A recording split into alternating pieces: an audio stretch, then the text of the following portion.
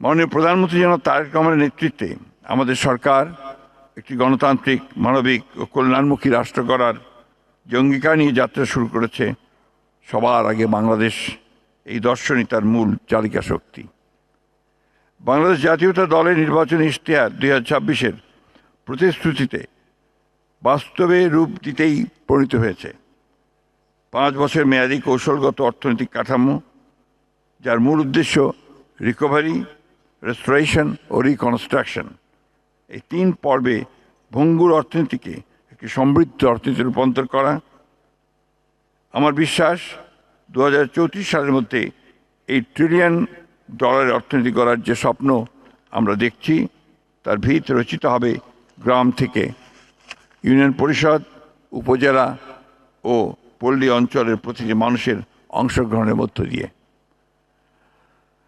সম্মানিত সুধীবৃন্দ, স্থানীয় সরকার পল্লী উন্নয়ন সভা মন্ত্রণালয়ের দায়িত্বে থেকে আমি দৃঢ়ভাবে বিশ্বাস করি প্রকৃত উন্নয়ন তখনই টেকসই হয় যখন তা তৃণমূল থেকে শুরু হয়। আমাদের দেশের যে স্থানীয় সরকারের স্তর, তা গ্রামীণ জনগণের সবচেয়ে কাছাকাছি।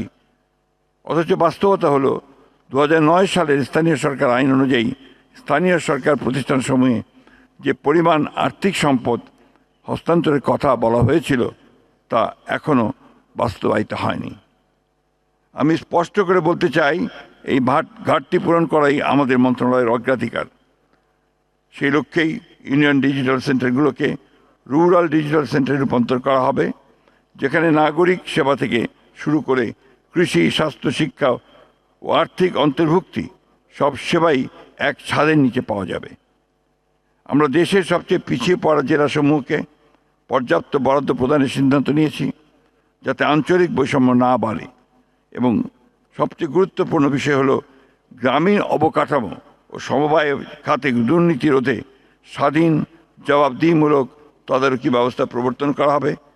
আমরা এমন এক স্থানীয় সরকার ব্যবস্থা করতে চাই যেখানে ক্ষমতা থাকবে জনপ্রতিনিধিদের হাতে, জবাবদিহিতা থাকবে জনগণের কাছে।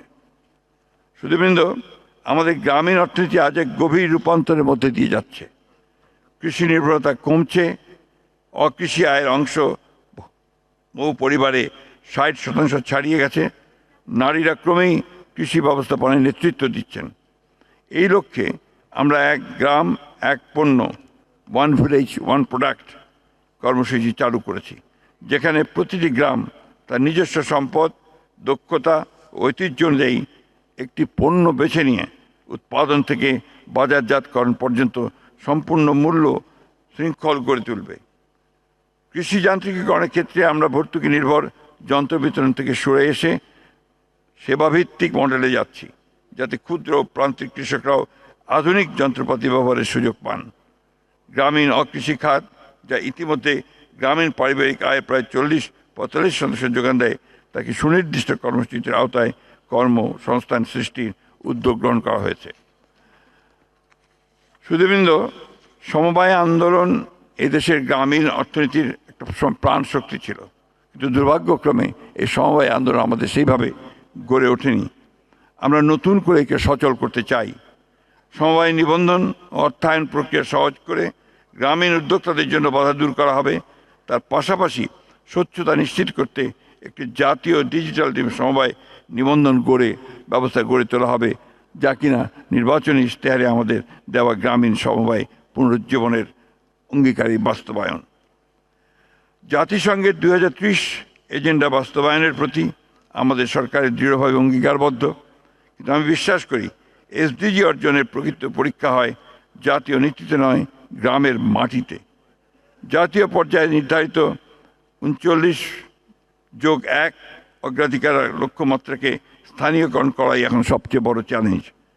এসডিজি গ্রাম কর্মসূচি সেই স্থানীয়করণের একটি বাস্তব মডেল, যেখানে ফ্যামিলি কার্ড, ফার্মার্স কার্ড, এক গ্রাম এক পণ্য, সরকারের প্রতিটি ফ্ল্যাগশিপ কর্মসূচিকে একই ছাতার নিচে এনে আমরা দেখাতে চাই যে একটি গ্রামই কীভাবে সবকটি টেকসই উন্নয়ন লক্ষ্যমাত্রা অর্জনের একটি কার্যকর একক হতে পারে। মাননীয় প্রধানমন্ত্রী বলেছেন, আমাদের একটি পরিকল্পনা আছে।